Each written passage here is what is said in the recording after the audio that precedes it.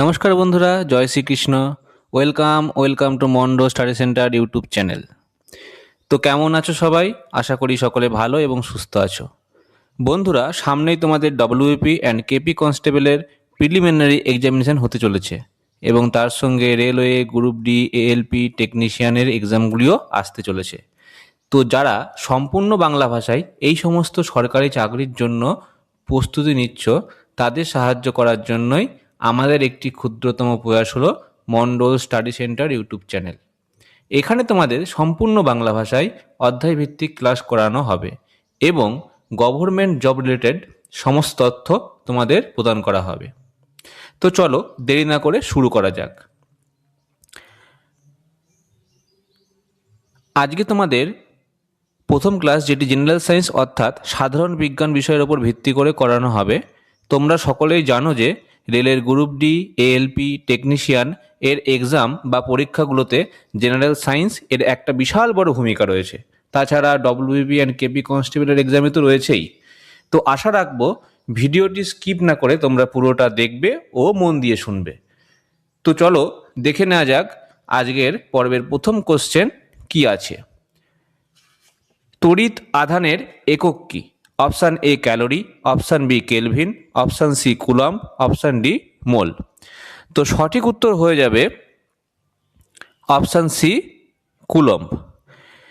এক্ষেত্রে বলে রাখি, ক্যালোরি হচ্ছে তাপ এবং শক্তির একক, কেলভিন হচ্ছে তাপমাত্রা বা উষ্ণতার একক, মোল হচ্ছে পদার্থের পরিমাপের একক। চলো পরবর্তী কোশ্চেন। সমুদ্রের দিক নির্ণয় করার জন্য কি ব্যবহার করা হয়? Option A fathometer, option B chronometer, option C odometer, option D altimeter. সঠিক উত্তর হয়ে যাবে অপশান বি ক্রোনোমিটার। ফ্যাদোমিটার ব্যবহার করা হয় সমুদ্রের জলের গভীরতা মাপার জন্য। ওডোমিটার ব্যবহার করা হয় যানবাহনের দূরত্ব পরিমাপ করার জন্য। আর অল্টিমিটার ব্যবহার করা হয় উচ্চতা পরিমাপ করার জন্য। এগুলো তোমরা অবশ্যই মাথায় রাখবে। পরবর্তী কোশ্চেন। দীপন প্রাবল্যের একক কি? Option A ohm metre, option B newton, option C radian, option D candela. সঠিক উত্তর কি হবে? সঠিক উত্তর হবে অপশান ডি ক্যান্ডেলা।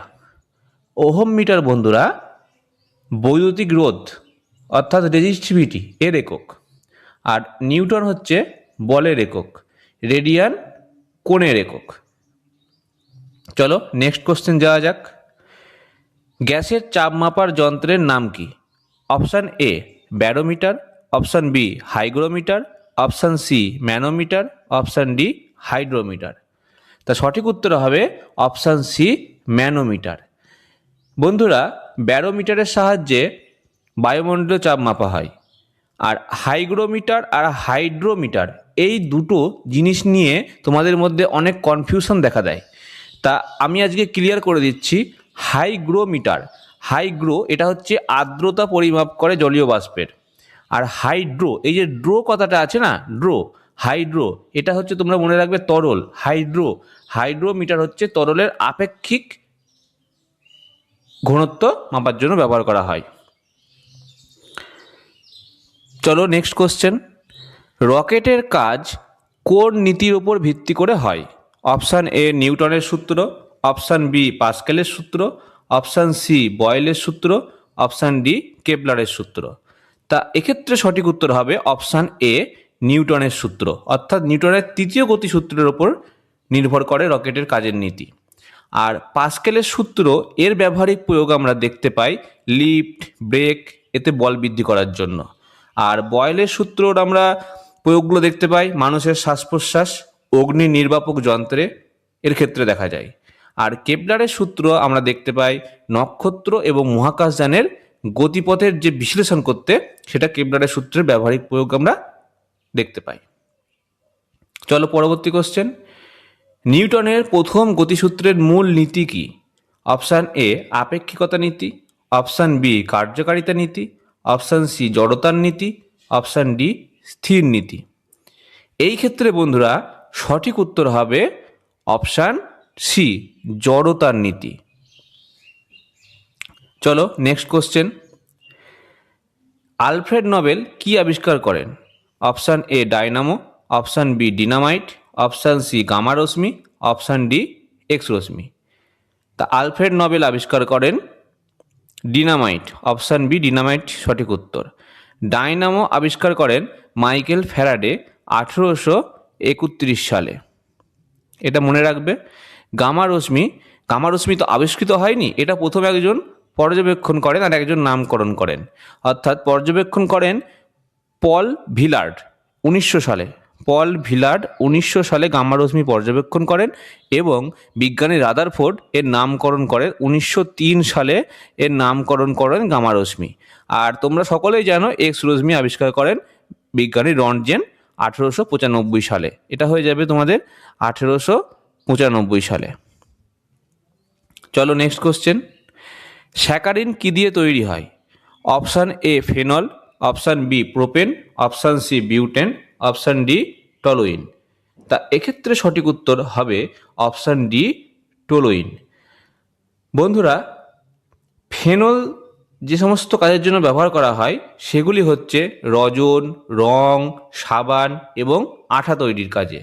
আর প্রোপেন দিয়ে থার্মোপ্লাস্টিক বা ফাইবার জাতীয় সামগ্রী তৈরি করা হয়। আর বিউটেন হচ্ছে প্রাকৃতিক গ্যাসের উপাদান, মূল উপাদান হচ্ছে বিউটেন। পরবর্তী কোশ্চেন। পিতল কোন কোন পদার্থের মিশ্রণ? অপশান এ অ্যালুমিনিয়াম ও ম্যাগনেসিয়াম, অপশান বি তামা, দস্তা ও নিকেল, অপশান সি তামা ও দস্তা, অপশান ডি তামা ও টিন। সঠিক উত্তর অপশান সি তামা ও দস্তা। একে বলা হয় কপার প্লাস জিঙ্ক। পিতলের অপর নাম হচ্ছে ইংরাজিতে বলা হয় ব্রাশ। এটা তোমরা মনে রাখবে, অনেক সময় দিয়ে দেয়। আর তামা, দস্তা, নিকেল এটা থেকে তৈরি হয় জার্মান সিলভার। আর তামা টিন এর থেকে তৈরি হয় ব্রোঞ্জ। তামার টিন থেকে ব্রোঞ্জ, এটাও খুব ইম্পর্টেন্ট।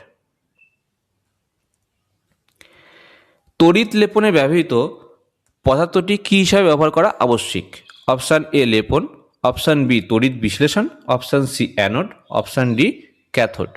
তা এক্ষেত্রে সঠিক উত্তর হবে অপশান সি অ্যানোড। অ্যানোড হচ্ছে ইলেকট্রন হারায়, তাই এতে তোমার তড়িৎ লেপনের জন্য ব্যবহার করা হয়। আর যে বস্তুর ওপর দেওয়া হবে লেপনটা, সেই বস্তুটাকে ক্যাথোডে রাখতে হবে।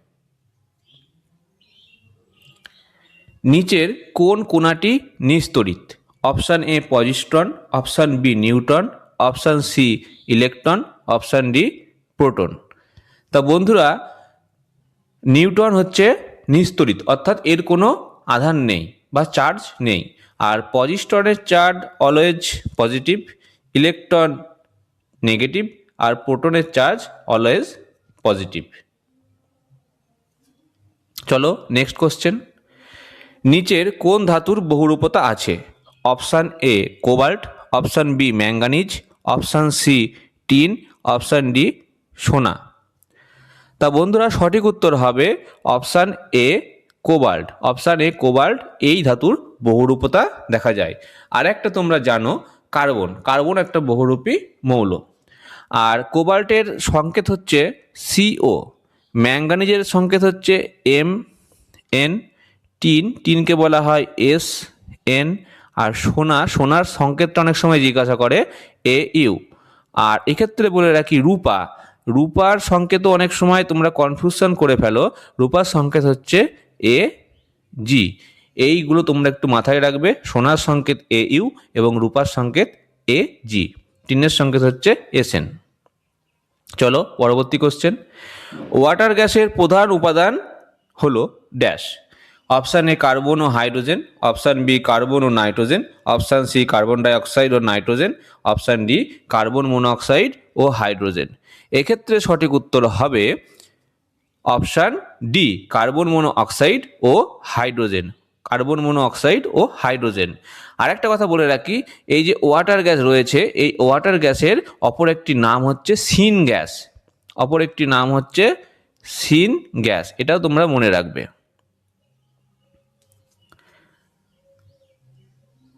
চলো পরবর্তী কোশ্চেন। জলে ক্লোরিন মেশানো হয় কেন? অপশান এ পরিষ্কার করতে, অপশান বি জীবাণুনাশ করতে, অপশান সি জল পরিশ্রুত করতে, অপশান ডি সবকটি। তা এখানে অপশানগুলো দেখো একটু কনফিউজিং দিয়েছি। তা এখানে অ্যাপ্রোপ্রিয়েট অ্যান্সার হবে অপশান বি জীবাণু নাশ করতে, কারণ ক্লোরিনের মধ্যে জীবাণুনাশক ক্ষমতা বর্তমান, তাই জলে ক্লোরিন মেশানো হয় জীবাণু নাশ করতে। চলো পরবর্তী কোশ্চেন। কোন অমেরুদণ্ডী প্রাণীর রক্তের রং লাল?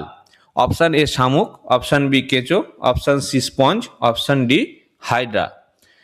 বন্ধুরা এক্ষেত্রে সঠিক উত্তর হবে অপশান বি কেঁচো, এটা হচ্ছে সঠিক উত্তর। আর শামুকের রক্তের রং হচ্ছে হালকা নীলাভ, এতে হিমোসায়ানিন নামক রঞ্জক প্রভাবিত থাকার জন্য শামুকের রং হচ্ছে নীল রঙের হয়। আর স্পঞ্জ আর হাইড্রা এদের রক্ত নেই, অর্থাৎ এরা রক্তহীন প্রাণী। চলো পরবর্তী কোশ্চেন। অগ্নাশয় কি ধরনের গ্রন্থি? অপশান এ বহিঃক্ষরা, অপশান সি বি অন্তঃক্ষরা, অপশান সি উভয় প্রকার, অপশান ডি কোনোটিই নয়। তা বন্ধুরা বহিঃক্ষরা গ্রন্থি আর অন্তঃক্ষরা গ্রন্থি এই দুটো মিলিয়েই কিন্তু অগ্নাশয় গঠিত হয়, তাই অগ্নাশয় এক প্রকার উভয় প্রকার অর্থাৎ মিশ্র গ্রন্থি। আর আরও কিছু তোমাদের যদি বহিঃক্ষরা গ্রন্থির আমরা উদাহরণ দিই, তাহলে ঘাম গ্রন্থি, লালা গ্রন্থি, এগুলো হচ্ছে বহিঃক্ষরা গ্রন্থি। আর অন্তঃক্ষরা গ্রন্থি হচ্ছে পিটুইটারি, থাইরয়েড, অ্যাড্রিনাল, এইগুলো হচ্ছে তোমার অন্তঃক্ষরা গ্রন্থি। এগুলো তোমরা কিন্তু অবশ্যই মাথায় রেখো, খুব ইম্পর্টেন্ট এগুলো। পরবর্তী কোশ্চেন। স্মল পক্স বা গুটি বসন্তের কারণ কি? Option A variola virus, option B rubella virus, option C herpes zoster virus, option D polio virus.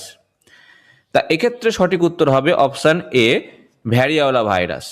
আর বন্ধুরা রুবেলা ভাইরাস এর জন্য যে রোগটা হয় সেটা হচ্ছে হাম, এটাও খুব ইম্পর্টেন্ট। আর পোলিও ভাইরাস এটা তোমরা সকলেই জানো, পোলিও ভাইরাসের জন্য পোলিও রোগ হয়। চলো পরবর্তী কোশ্চেন। মিউটেশনের অবতারণা কে করেন? Option A Lamarck, option B Hugo de Vries, option C Mendel, option D Robert Hooke. তা এক্ষেত্রে সঠিক উত্তর হবে option B Hugo de Vries, ইনি মিউটেশনের অবতারণা করেন। আর ল্যামার্ক হচ্ছে বিবর্তনের সূত্র, ল্যামার্ক বিবর্তনের সূত্রের অবতারণা করেন।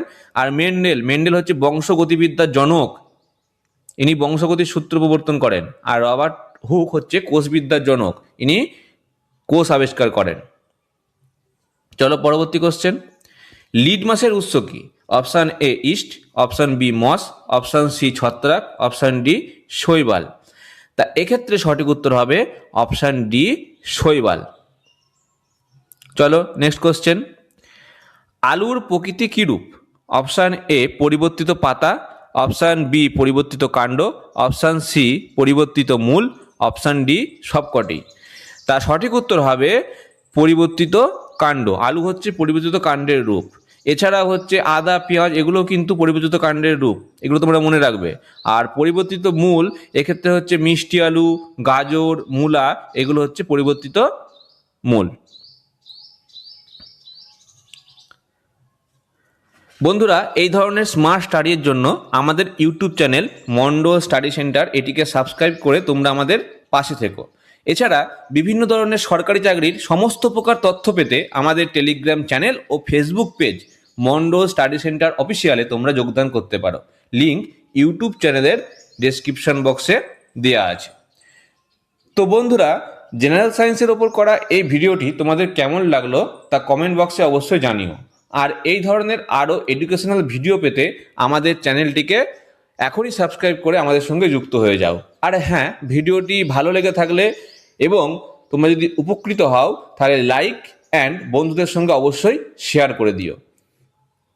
তো বন্ধুরা আজকে এই পর্যন্তই, খুব শীঘ্রই আবার দেখা হচ্ছে তোমাদের সঙ্গে নেক্সট ভিডিওতে একটি নতুন ক্লাস নিয়ে। ততক্ষণ পর্যন্ত জয় হিন্দ, বন্দে মাতারাম।